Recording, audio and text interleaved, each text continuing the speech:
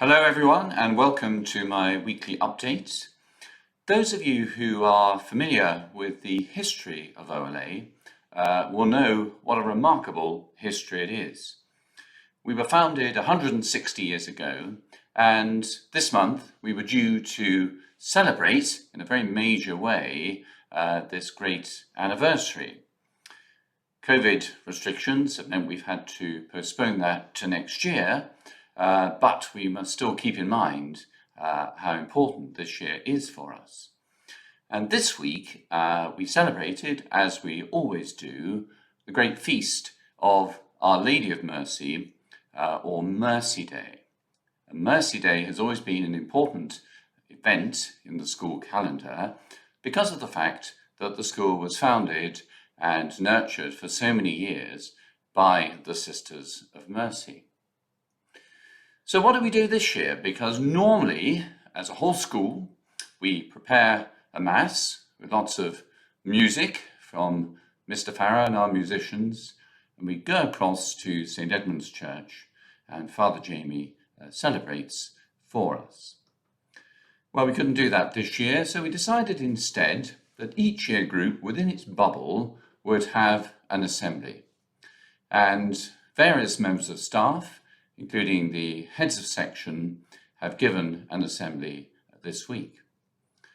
Now, I was lucky enough to be apportioned the lower school, so I went down to the gym yesterday and I decided I wanted to speak about the remarkable figure of Catherine McAuley. Catherine McAuley, a most extraordinary woman who founded the Sisters of Mercy in Dublin in the early 19th century, and then, in her wisdom, decided to extend this to other convents in England, including Bermondsey, from which the Abingdon Convent and our school was then founded. So what makes Catherine McAuley such an incredible person? Well, really, it's her utter and total selflessness. She was very much a Mother Teresa of Calcutta of her time. She was deeply moved by the terrible poverty that she saw in the streets of Dublin. And this wasn't just illness and disease and homelessness. It was also made worse by the fact that there was a terrible cholera epidemic in Dublin in the 1830s. And she couldn't just stand by and watch these people, especially the young girls, suffering in the streets.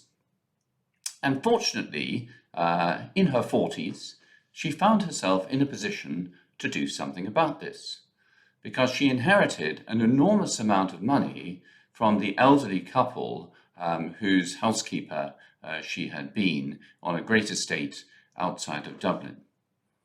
And when she inherited the money, she formed the notion of creating a house of mercy in the centre of Dublin, which could look after particularly the young girls and women who were suffering on the streets. And she could take them in, nurse them, give them an education, and make sure that they could leave to have some kind of employment afterwards. So it was a truly great act which rapidly attracted other helpers to her. So she developed a group of sisters who, in due course, formed the religious order we know as the Sisters of Mercy.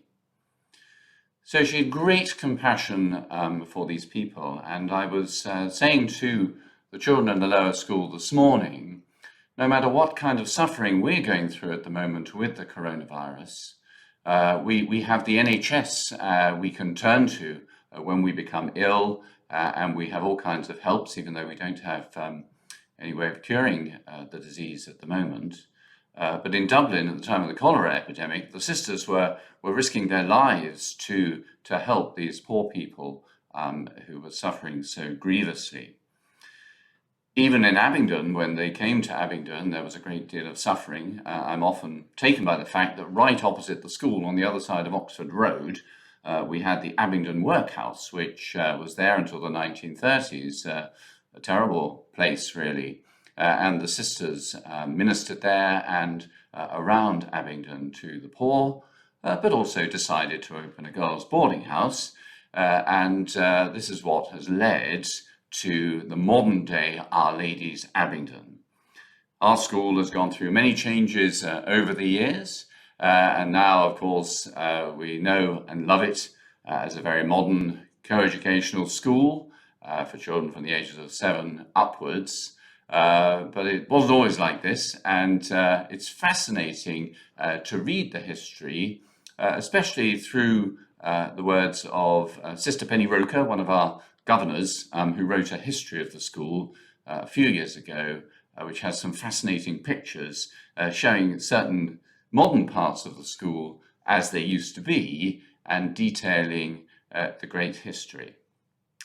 So it's been wonderful to have a chance to celebrate that history today, to realise what a remarkable place Our Lady's Abingdon is and what an extraordinary history that's led us to this point. So thanks for listening again. I hope you have a great weekend, and I look forward to speaking to you again next week.